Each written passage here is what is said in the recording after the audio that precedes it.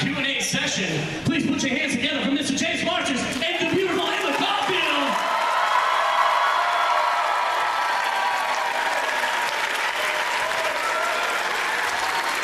What's up? Hi, guys. So, James is on his way. He's right there. There he is!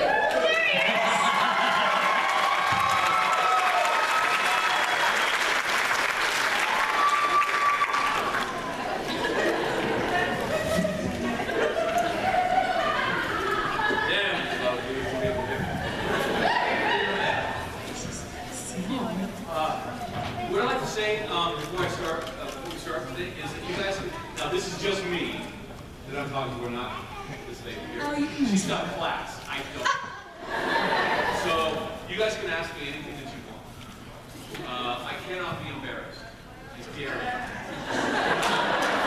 It's not been, like, we're going to be taking pictures later on.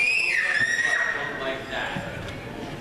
Not me. But, verbally, I cannot be shaken. So, you guys can ask me anything that you want. I do not promise to answer anything that you sickos ask. So go ahead and try. And yeah, I have yet to be embarrassed. We have a gentleman here in a very brightly colored jacket. And if you come with the microphone, everyone will be able to hear you. We have one brave young man who's going to start us off. Huh? Tell you what.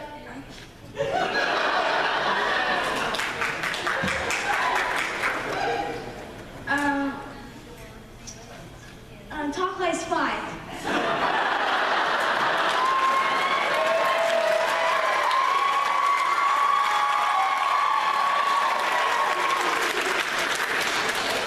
I understand I had an English accent today. Oh, Buffy, hello. I'm a little bit older than I used to be. No, I don't do that voice anymore. I've moved on with my life, you know. It's a long time ago. And so, you know, I've forgotten how. So, no.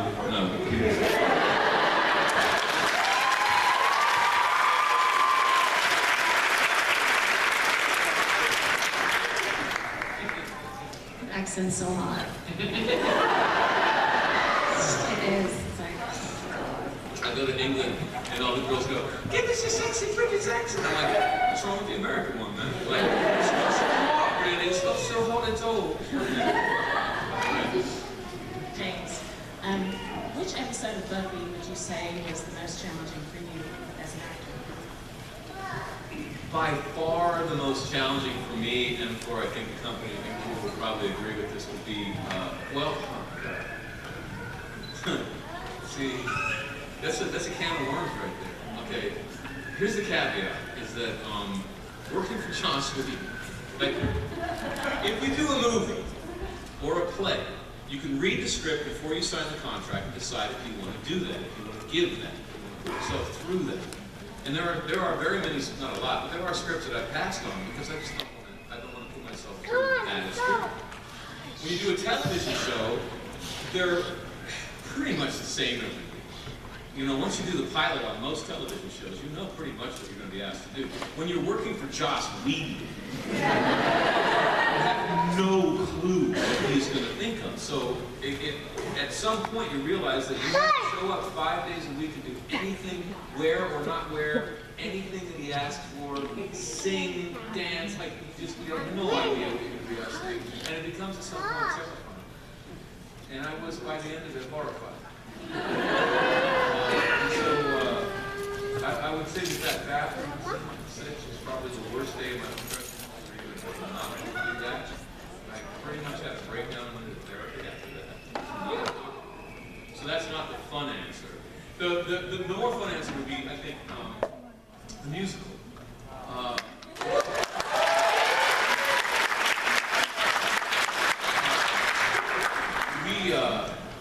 I'll just speak for myself. I did not think Joss could write music very well. The problem was that he gave us a cassette tape of him singing the song. And as a singer, Joss is an excellent writer. And there's no writer good enough to withstand bad performance. And the proof of that is a bad Shakespeare play. Watch it. poorly performed Shakespeare play, for my money, there's nothing more painful as an audience. And so Joss could not survive his own performance. And I just remember taking the tape back out after listening to about 3 songs, going, "What is this?" And I like stumbled out of my trailer into sunshine, like anybody else, and then everybody else was stumbling out of their trailer. Like, and so it was not apparent that it was going to work at all. And we thought that the show was jumping the shark. We thought Joss had gone insane. He was going too far. His ego had somehow ballooned. We didn't know this. And we all tried to talk him out of it. And he would not be deterred. And at some point, we stopped whining, and we stopped being afraid. And we decided, in the face of sheer doom, certain failure, we decided to try our best. Go up strong. And it worked. And so I'm very proud of that. That was good.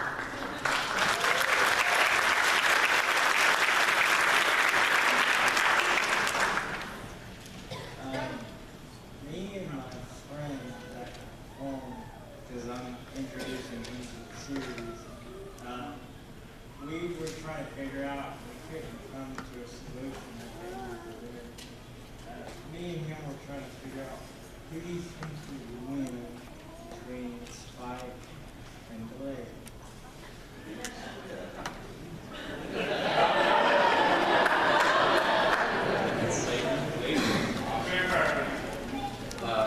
As much as Wesley Snipes kicks the ball.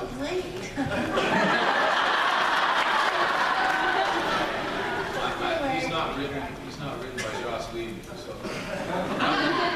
I think Spike would be demoralizing with superior dialogue.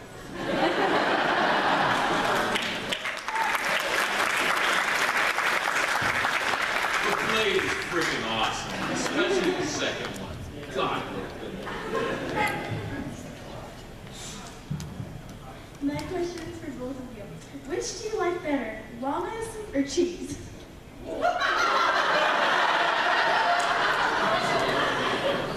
God, I get the tough questions. It's amazing. Cheese. Like all day. Yeah, I love cheese. oh yeah. I could give up just about everything but not cheese. Yeah. So it's about as thorough as I can be on. I've never met an agreeable lung. They spit at me. Like they all have. Is that what you said? I thought you said walnuts. Cheese, obviously. Okay, walnuts. Same answer. Same answer. Yeah, but I'm with them. Cheese.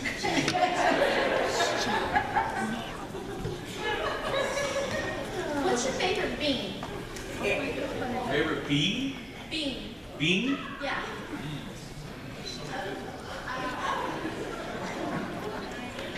Garbanzo. Flop. Nice kid.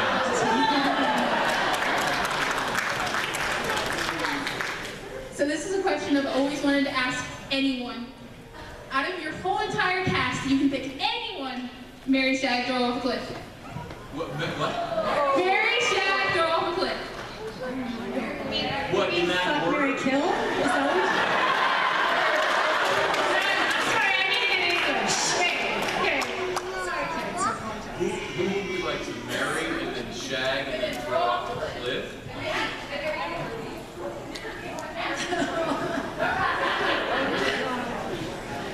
Are you talking characters? Like a character? Or as people? See, to marry someone, I'd want to shag them first.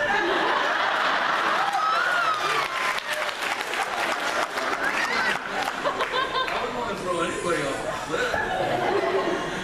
In all honesty, the honest answer for me is probably boring. I didn't hook up with anybody on the cast because I always felt like unless you get married, it's going to end badly, and then you have to work with the person, and you can ruin the show that way. So, look, if you were working on Buffy and you can't hook up out in the real world, you got a problem. I never hooked up with anybody on the set, so I just didn't allow myself to go there. Everyone was my friend. So, you want to throw me off. That's not true. What are you talking about? That's not true at all. I'd shag that one. Yeah.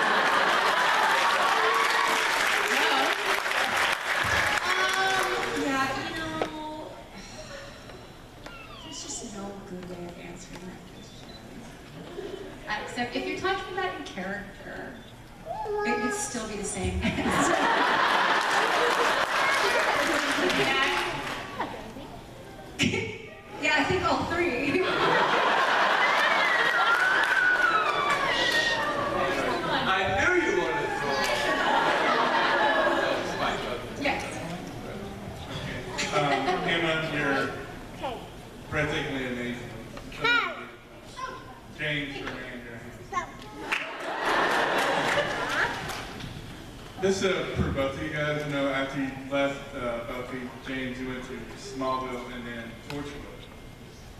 Can you explain the differences between the three? And Emma, you went from Buffy and you were in Once Upon a Time, which was amazing. So, same question for you. What's it like going from one to the other?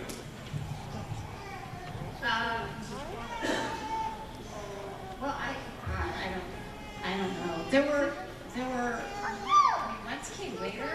I mean, Darkness Falls was right after that, I think. Yeah, yes. And then a bunch of other awesome, weird indies that no one ever saw. You know, the genre stuff, God, I don't know, they're all very, very different. I mean, you know, playing Anya was really fun, and she was just a ridiculous person. I mean, she's ridiculous. And she, you know, there was a lot of truth in what she said. So she was pretty grounded, I thought, given how insane she kind of really was. And the rest, well, if you're talking about Once Upon a Time, I mean, that's just cool, because she ate kids. So that's kind of awesome. And it was like really, felt like you should be honored by that. And so, you know, with her, there's just a lot of properness and dignity to her, you know, and she moves very slow, like almost like she's a ballet dancer, you know, so, versus sort of the jiggity Anya, you know, it's always twitchy or something. I don't know where that came from, by the way. I think I just had like an itch one day. Keep that! But I was just like, I'll be twitchy all the time. So yeah, I don't know. Did I answer your question? Okay, good. I used to produce theater in Chicago and Seattle, and we were a subversive theater. Subversion is not about trying to make people angry, but that often happens. Buffy was a subversive show because it was taking after the lie that females can't defend themselves. And I have this thing up here. Yeah. This is why men were men. Because, like, why can't men have babies? Like, you would think, especially with a high mortality rate, you know, with humans, that men would be better if both sexes could have babies. You know, babies in species would survive, right? A lot of us would get eaten by everybody else. So, women can defend themselves perfectly well. Pound for pound, women are just as tough as guys, and I've fought enough stunt women to know this beyond training, right? Except when, from the third trimester of pregnancy, through the point that the child can run flat out on its own, it's about 10 years old, maybe 12. For that time, a woman needs backup. Needs someone to say, I will get eaten by a panther, you get up the tree. And so that's why we're here. But, I mean, that's a very short amount of time in a woman's life. All of the time, women are just as deadly, really, if they want to be as guys. So Joss was taking after that lie, and I was so proud to be part of it, because people were uncomfortable with that. And he took it further. You know, we had the first teenage lesbian kiss on the show, and people got freaked out about that. And that was all of the Joss. They're not going to kiss, they're not going to kiss, they're not going to kiss. He's on the phone with his boss. Yes, they are. Why don't you come down here and try to stop me? You know, love that, man. Right after Columbine, we had a teenage shooter at the bell tower with a high-powered rifle. Buffy goes up to talk to himself. That was so edgy that they had to take it off the air for a while, which you probably did. But, so I was really, really excited by that show. So that's the high point. When I went on to Smallville, I was a little dubious because I always thought that Superman was a hard character to write, because how do you get an invulnerable character into adventures? Because usually in an adventure, at the most exciting time, the hero's life is in peril. So how do you do that? I always thought, man, Batman, if you shoot him, he's dead, so that's exciting. I like that.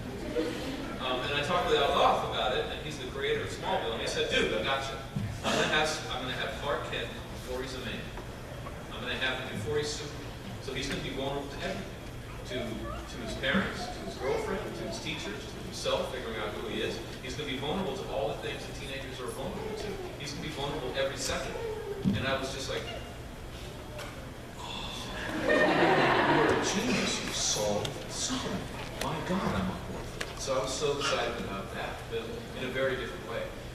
Torchwood was kind of back to the Buffy thing. Russell T. Davies is a Buffy fan, and he wanted to create his own Buffy. And whereas Joss was taking after the lie and subverting it, that women can't defend themselves, Russell wanted to take after the lie that gay people can't be heroes. And he wanted to just put that on their face. And I was like, dude, I'm on board for that. Like they said, I was on the BBC, and the BBC was like, so what do you think about the homophobic backlash against Torchwood? Backlash?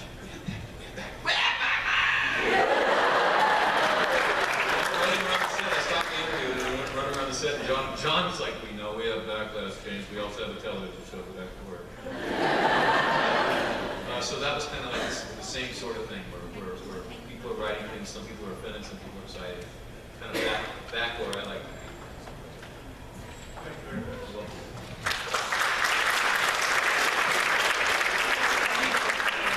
Everything I've seen both of you and I've loved. I know you guys get asked a lot of the same questions everywhere you go. So what is something that fans have not asked you that you would like people to know about just your cast in general?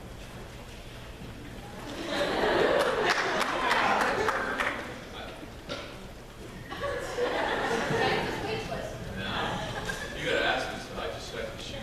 Yeah, I don't know. I'm literally drawing a blank. This is what I would want.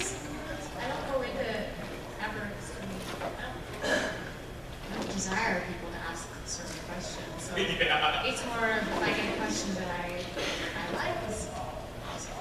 And if I don't, I'll still answer. So I don't, yeah, I'm totally stumped. We don't actually want to share it.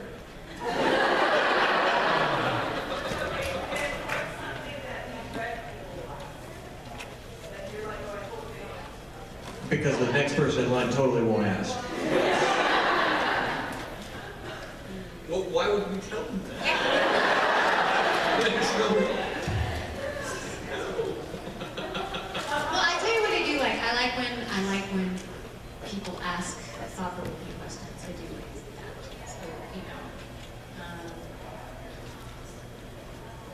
our opinions in context and out of context. If that makes sense.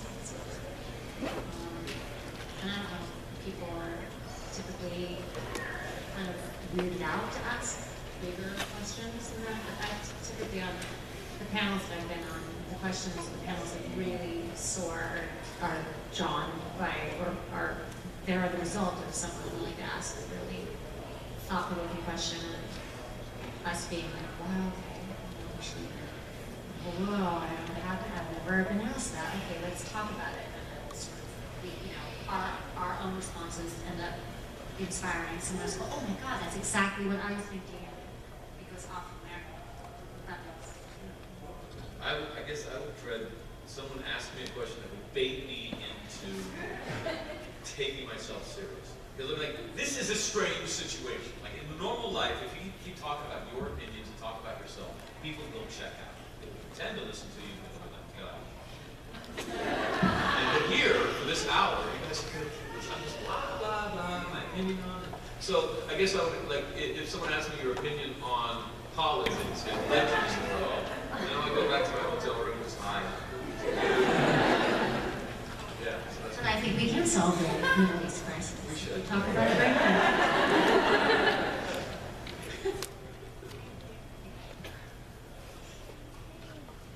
Hello. And I was going to tell you, my son, 17-year-old Sander, his absolute favorite character on Buffy. We're both huge Buffy fans. And for James, I want to know what the heck happened at the end of Angel. Did you live? Did Angel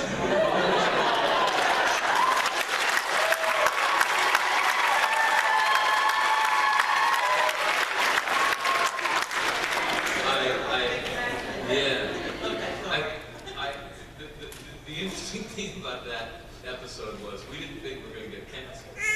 Joss was like so cocky that we were not going to get canceled, and we got canceled. And he didn't save any money for the big blowout last episode. He's like, what did you know? And so he just dumped ice water on us for like 12 hours.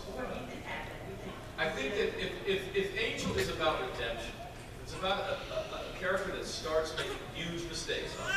He's trying to make up for that for his entire life. And he should land on true hero. I thought you were that. Nah, it doesn't have but if you're gonna end as a true hero, and if heroism is about sacrifice, which I think it is, then he sacrifices his life. Then the comic books happen. And so like we all thought we're all dead. We're obviously dead, but we're heroes now because we're willing to die. Even though we're sure we're in a hopeless fight, we're gonna go out, we're gonna try. And then the comic books came out and said, well, they lived. Like, but they were willing to die, so they were heroic.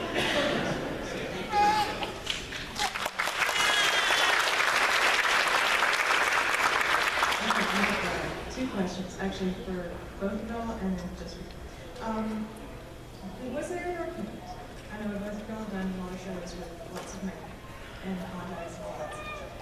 Was there ever a point where you just couldn't, that y'all tried it and just couldn't make it?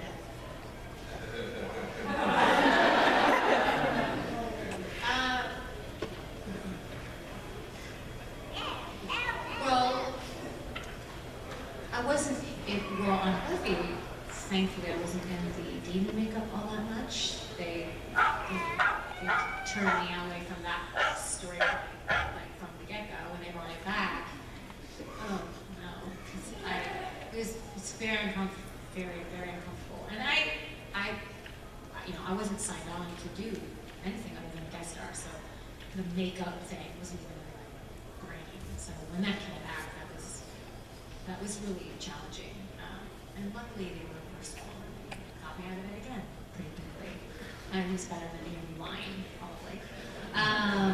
Which is hilarious that you would lie when you have a job. It's so dumb. And a good one too. And yeah, that was really the one that was ever really, I had other things I had to do, but that was really good. That was just because it was all over. So there's you constantly like feeling claustrophobic a little bit. Anyway. Yeah. They all work out. The one that was closest to me for failure was Dragon Ball, which was a horrible film.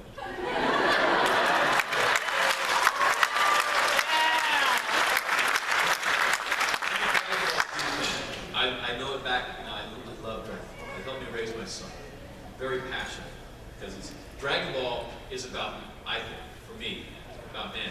Which is that Goku is the best example of manhood that I know. He's goofy, he's peaceful, he loves kids, he'll be in a hammock chasing butterflies if he has a good day, but if you attack his family, you are in trouble. Right? So,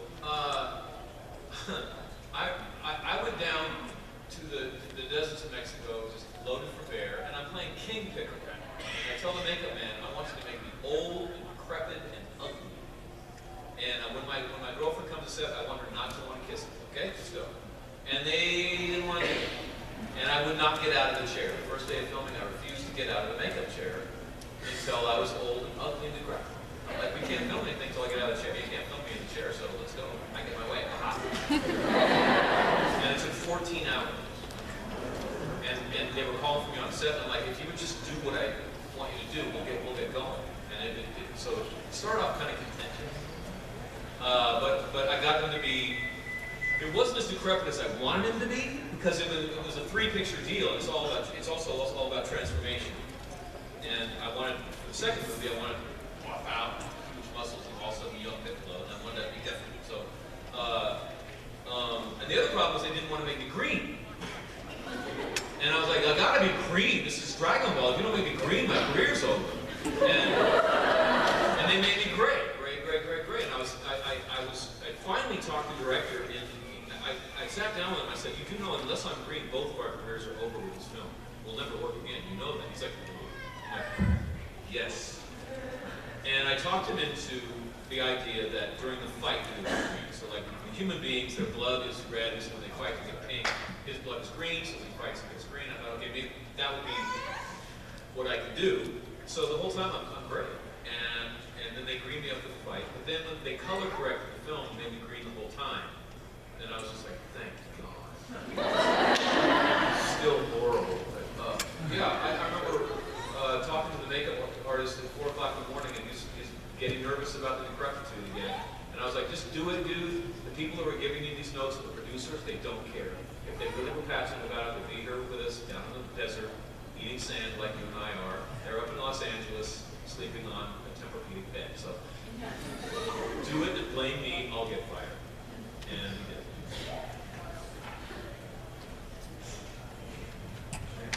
Second question, just for you. Drusilla or Buffy? What? Drusilla or Buffy? Who's more fun? Oh, I'm getting both of them.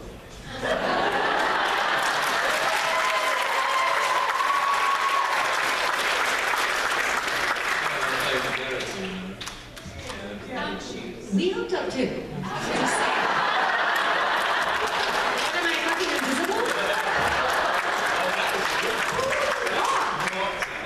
That's not tea. Yeah, not magical. Oh. Well, that's enough. Oh my god. Sorry, how old are you? 11. Okay, this is for the both of you. I have two questions. What's your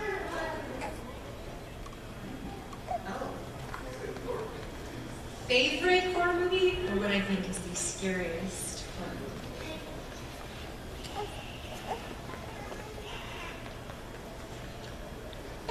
Well, like, are we talking, I just need to specify, are we talking like old school definition horror or slasher bloody horror?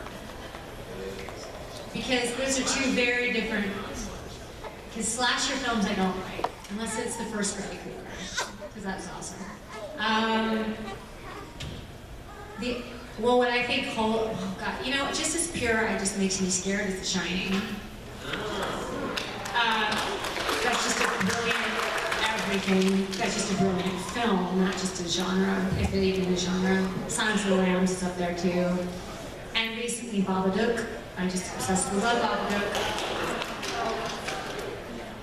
It's so good. And then A name like that, it's got to be. Babadook. Yeah, it's awesome. But I think the scariest film ever made is Amour. No one's seen it, and it is the most terrifying movie of all time because it's not a horror movie, but it's literally like. Did you watch it?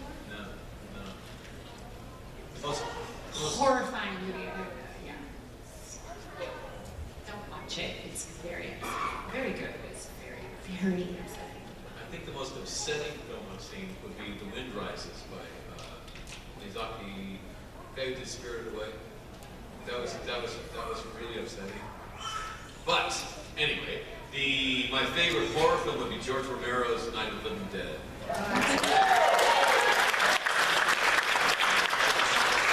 Chapter of dying and prove that you don't have to spend a lot of money to make really good. Or the first Alien. Oh God!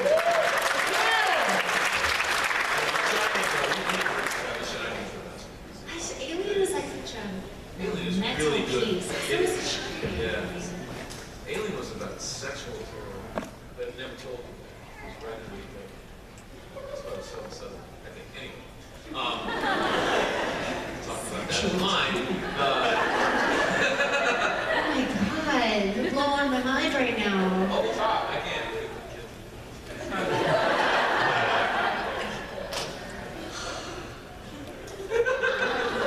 Aliens is my all-time favorite movie, period. Period. Of course, that name on this was start to finish. Good question. I love it. What's the second? Well, you guys have no answer. What?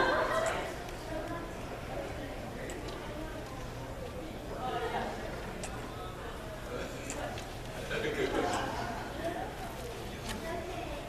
My second question is, how long have you been filming with them? How long did Buffy take to film?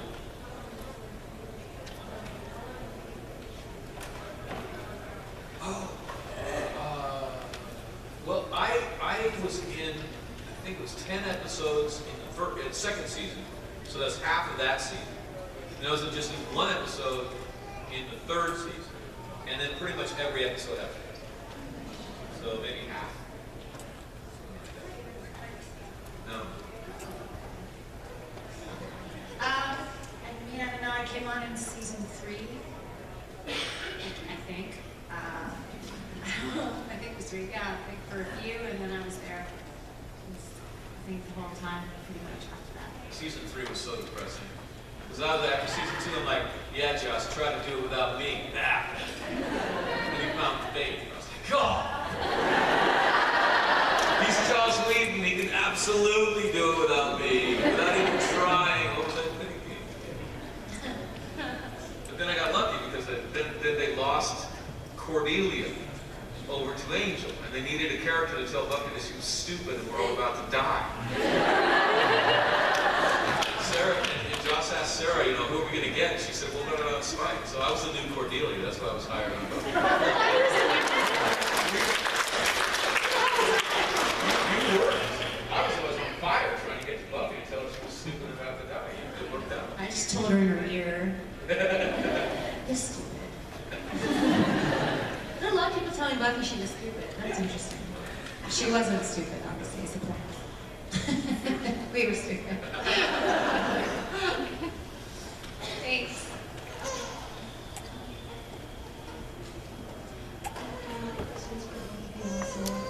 Can you speak up? Just kiss that microphone like rock star. Rock star. Yeah. My question is, who, for both of you, who is your favorite actor or actress? Meryl Streep. Oh, Meryl Streep.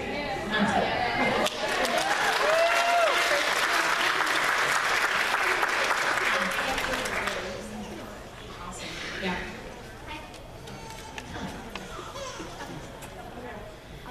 My question was, I don't know if you remember this or not, it's for you. Later in, close to the ending of the series, Buffy was talking to the first who was looking like her, and you were in the basement, you were sleeping on the bed, and she got up because she couldn't sleep. Right after they finished talking, you wake up and say, I'm drowning in footwear. Where does that come from, or is it just like comic relief, or do you remember? Yeah, definitely Joss, just like comic relief, just what is the silliest thing he can think? I don't know, and that's Joss.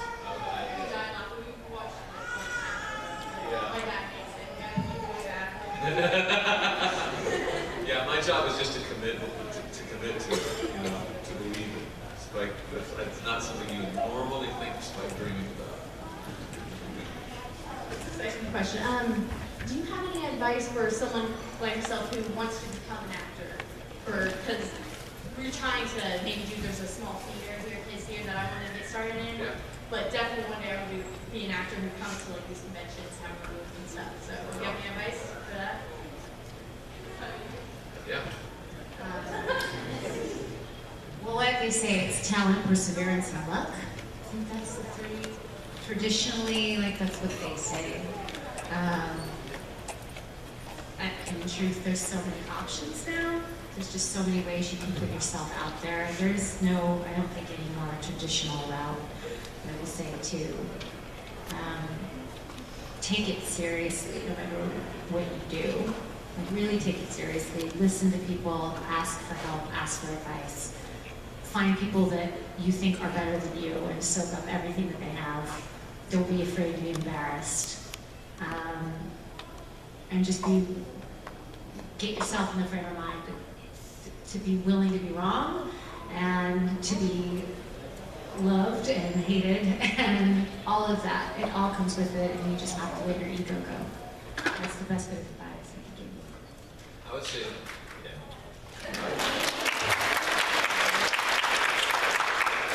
what I'd say is that every human being is interesting enough and beautiful enough to be stared at for long periods of time. And to question it or to feel like you're not good enough to be stared at is the problem, because we all feel that.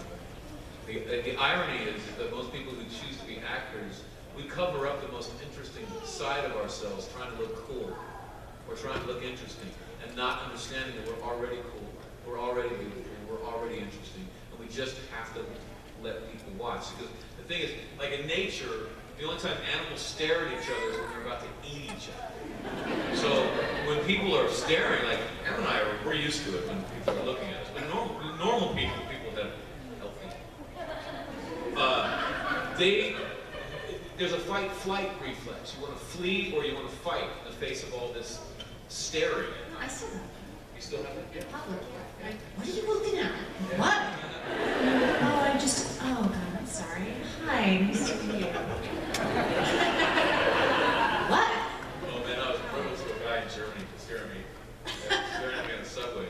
And on the subway, I've spent time in New York, on the subway, someone stares at me. There's a fight. Oh yeah, 100%. What are you staring at? And the guy just shuffled away, and my girlfriend goes, he just recognized me from the show. I was like, oh God.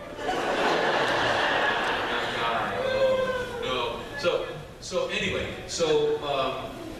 the audience is not expecting you to be more interesting or more beautiful than them. They're just paying for the right to stare at you. Because in a normal social situation, if you stare at someone and study them, you're being really rude, and people will get offended. So actors, we're the ones that are comfortable with being studied. And the worst thing you can do in that moment is lie. It's a sacred moment when you're saying, notice it's okay. And the worst thing you can do is put on airs and try to look cool and lie to them. The best thing you can do is say, this is me, I'm going to let you inside of me, and you can walk. It's okay. And so, in a way, it's a very brave thing to do. It's a terrifying thing to do. But at its core, it's a very simple thing to do. And that's what I was saying. That's a good question.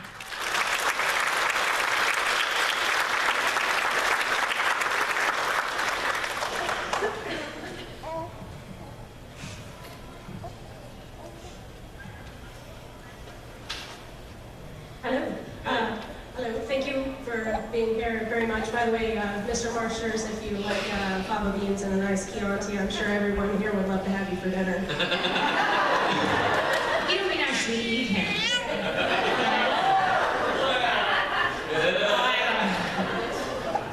All right. It was just a Hannibal reference. Okay. Here's my questions for honored to see you. I have a question for Emma that Mr. Marsters spoke on briefly.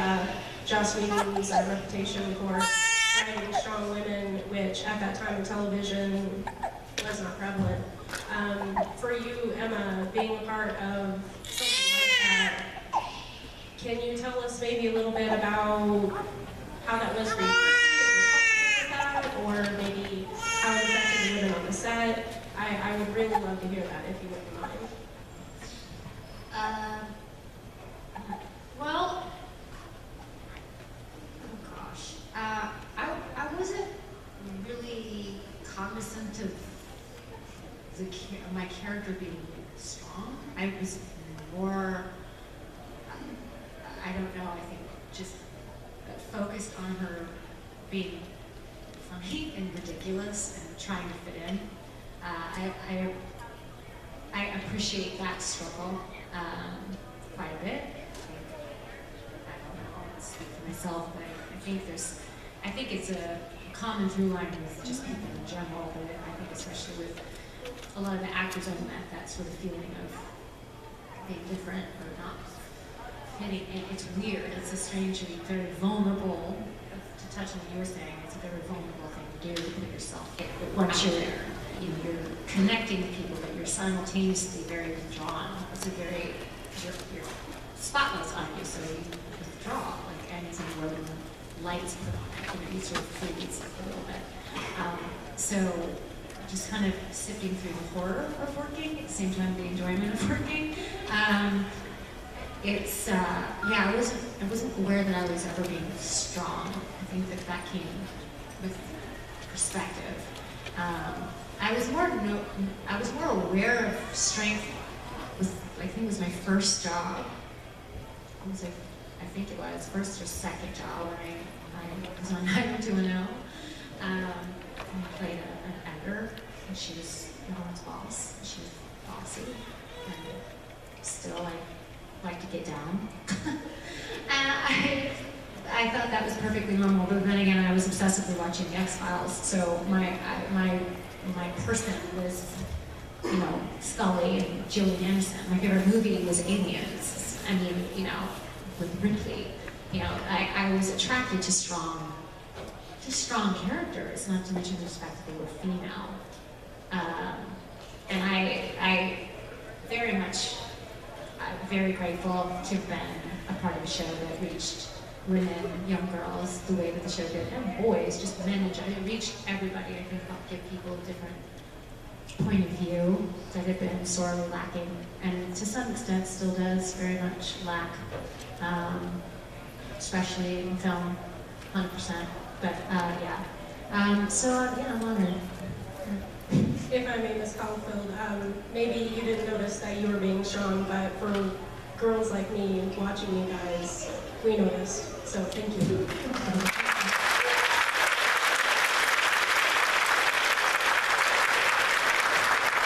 Let's have one last question. What? It's been an hour?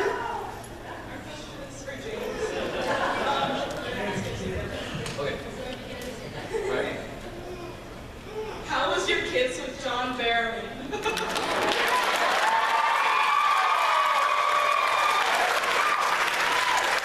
All right, this will be fast. Okay. Well, on the first take I bit him. I was afraid I might be nervous about it, and I didn't realize I bit him. He's like, "You bit me," and I'm like, "Well, I haven't seen you for 300 years, baby." I will tell you, my fiance directed that kiss. She was on a bar stool 5 feet away, and we kissed each other and turned to Jasmine and say, "How was that?" She's like, "Oh, that was good, guys." Do it again. So we got 5 takes. In television, you get 2 takes, you move on, but we got 5. The director was on the floor laughing. He's like, let her do it. Oh my God. But the truth is that screen kissing is not real kissing. Like, when you do an over is when they're over your shoulder and they're doing a close-up on the other person. The whole thing, as an actor, is you're trying not to get in their light. So you get in their light, then you gotta do it again, and you don't go home. And the closer you get to that person, the dicier it gets, the easier it is to get into their life. And so when you're actually getting up so close that you can touch lips, it's really complicated. So I hate to tell you, but there's nothing less sexy than doing a kiss on the screen. Because you've got the director going to the left, okay, go in, and no, back up, and, you know, it's a very technical thing. I remember the first time I kissed Sarah, we needed 14 takes, because I kept blowing it. She kept saying, "James, you're acting." And I'm like, "Well, Spike's been waiting for this moment, he's been waiting, gotta be passionate." She's like, "You're gonna blow it again, James." You know, her face was going all like that, you know. And it's supposed to be a sexy image, you know. Finally, she's like, "James, just don't care. Just think you're gonna kiss your cat." And I did that, and the director's like, "Oh my God, that's beautiful." So that's the truth. Yeah. Guys,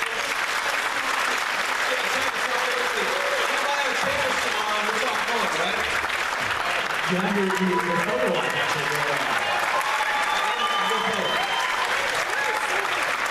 Keep it, ladies and gentlemen.